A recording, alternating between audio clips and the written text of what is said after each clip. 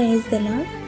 యేసుక్రీస్తు శిలువ శ్రమల ధ్యానములలో పాల్గొంటున్న దేవుని విశ్వాసులందరికీ వందన మరణాతులు తెలుపుతూ ఈరోజు శిలువ శ్రమల ధ్యానములలో 35వ రోజులోనికి చివరి పరిశుద్ధ వారంలోనికి యేసయ్య నడిపించారు గనుక ప్రతిరోజు యేసుక్రీస్తు శిలువపై పలికిన 7 మాటలను ధ్యానించుకుంటూ ఆశీర్వాదాలు పొందుతాం.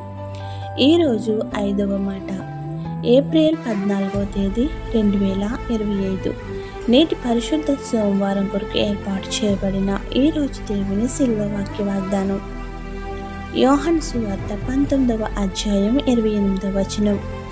అటు తరువాత సమస్తమును అప్పటికి సమాప్తమైనదని యేసు ఎరిగి లేఖనము నెరవేరినట్లు నేను దప్పికొనుచున్నానెను. ఆమేన్.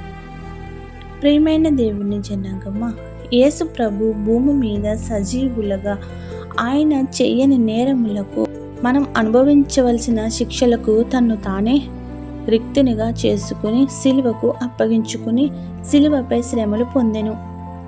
ఆ సిలువ శ్రమలలో ఆయన పలికిన పలుకులను 7 మాటలుగా ధ్యానించుకునిచున్నాము.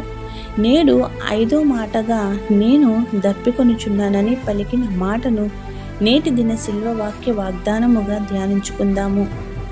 మన రక్షకుడైన యేసు ప్రభు పొందిన శిలువ శ్రమల ద్వారా మన శ్రమలలో విజయం పొందుటకు శిలువ దీక్ష చేయుచున్న శిలువ దీక్షాపరులారా, తండ్రి అయిన దేవుడు ఈ సృష్టిని రూపొందించినప్పుడే నీటిని వివిధ భాగాలుగా విభజించారు. అవి అన్నీ మన కొరకే. సముద్ర జలములు, నది జలములు, భూగర్భ జలాలు, వర్షపు జలాలు ద్వారా ఇన్ని మార్గాలలో మనము దేవుని యొక్క కృపల చొప్పున సమృద్ధి అయిన నీటిని పొందుచున్నాము. అలనాడు హాగరకు తన కుమారుడికి దాహాన్ని తీర్చడానికి భూమిని చీల్చి నీటిని ఉప్పొంగింప చేసినది దేవుడే కదా. ఇజ్రాయేలు నీరు తాగడానికి చేదు నీటిని మధురమైన నీటిగా మార్చినది ఆయనే కదా. అరణ్యంలో మోషే బండను కొట్టగా నీరు ఉద్భవించేసినది సృష్టికర్త ఆయనే దేవుడు కదా. ఇన్ని విధములుగా మనిషి యొక్క దాహత్తిని తీర్చిన దేవుని కుమారుడైన యేసయ్యకు శిలువ శ్రమల్లో దాహం ఎందుకు వేసినది? నేను దప్పికొనుచున్నానని ఆయన ఎందుకు పలికెను? ఎందుచేతనగా మనకు కావలసిన పాపక్షమాపణ దాహము, మనలను శ్రమల నుండి రక్షించే రక్షక దాహము ఆయనకు తీరలేదు. ఇవన్నీ కూడా మనకు ఉండవలసిన దాహమే. మన తప్పిదాలు, అపరాధాలే మనకు బదులుగా ఆయన దప్పికొనిను. మన పాపముల కోసమే మనకు బదులుగా ఆయన శిలువ ఎలాగైతే ఎక్కునో మనుషులకు లేని రక్షణ దాహము ఆయనకు కలిగెను. ఎంత విచిత్రము! ఆ విధముగా మనిషితో పెనవేసుకుని పోయింది దేవుని యొక్క అనుబంధం. అదే దైవానుబంధం. మన రక్షణ యొక్క దాహము తీర్చువారు యేసయ్య తప్ప ఎవరూ లేరు. అందుకే ఈ లోకంలో ఆయనను వెంబడించే ఎన్నో కోట్ల మంది దాహము ఆయనే తీర్చుచున్నాడు. గనుకనే ఈ భూమిపై నిరంతరము ఆరాధనీయుడుగా కీర్తింపబడుచున్నారు. సమరయ స్త్రీ యొక్క దాహం యేసయ్య తీర్చలేదా?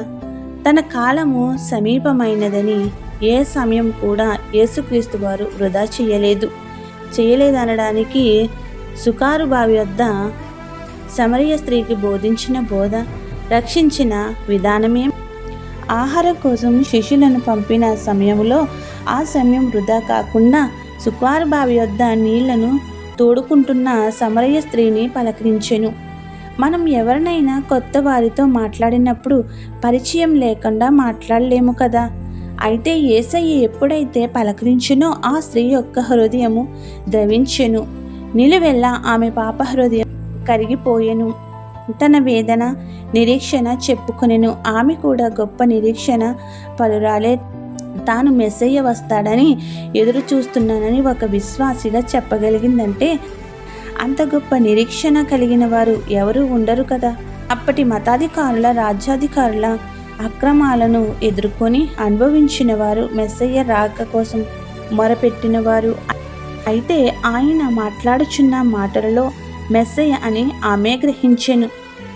యాకోబు తవ్వించిన బావి వద్ద యాకోబు వారసురాలుగా ఆమె యొక్క హృదయము యేసయ్య పిలుపుతో ఉప్పొంగినది. ఆమె యొక్క జీవితమును తెలిసిన యేసయ్య ఆమె యొక్క ప్రవర్తన చూడలేదు, కానీ యొక్క విశ్వాసమును చూచెను. ఆమె ఆత్మను రక్షించడం వలన ఆహారపు ఆకలి కన్నా ఇక్కడ రక్షణ దాహము యేసయ్యకు తీరినది. ఎంత గొప్ప రక్షణ!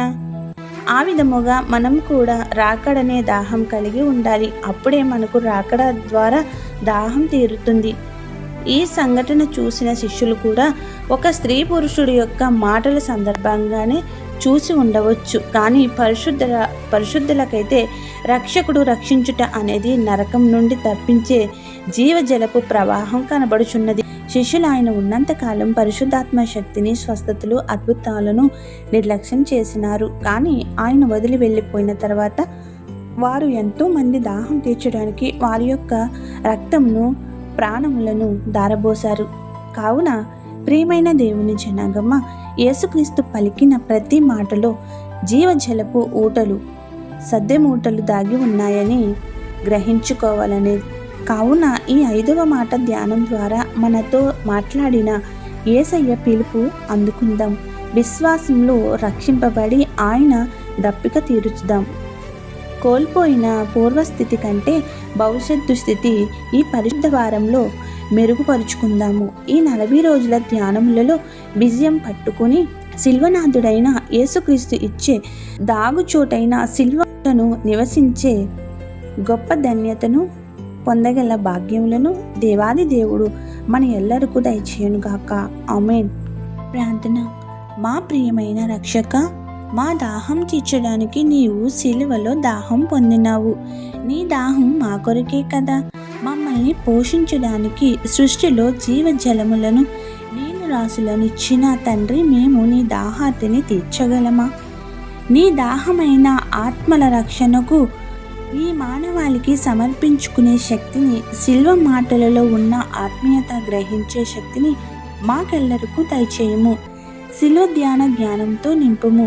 సైతాను శక్తులకు చిక్కి వాడి దాహము తీర్చేవారంగా కాక, ఈ మాటను పట్టుకుని నీలో నిరంతరం నివసించు, నీ రక్షణలో బంధింపబడి నీ దాహం తీర్చేవారిగా మమ్మల్ని కాయమని సిలువనాథుడైన యేసుక్రీస్తు నామమున వేడుకుంటున్నాము తండ్రి.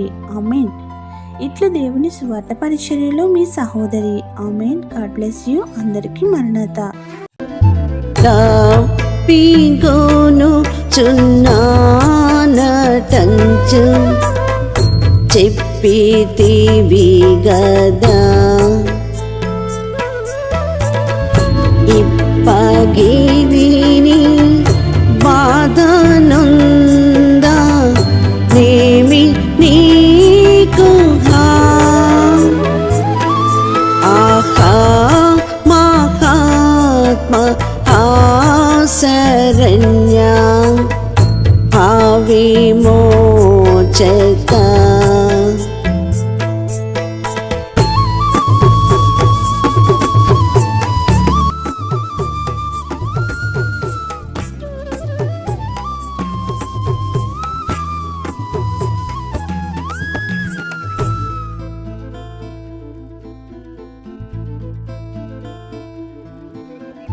ప్రేమ ప్రమాద మూలాన గొప్ప శబ్దమే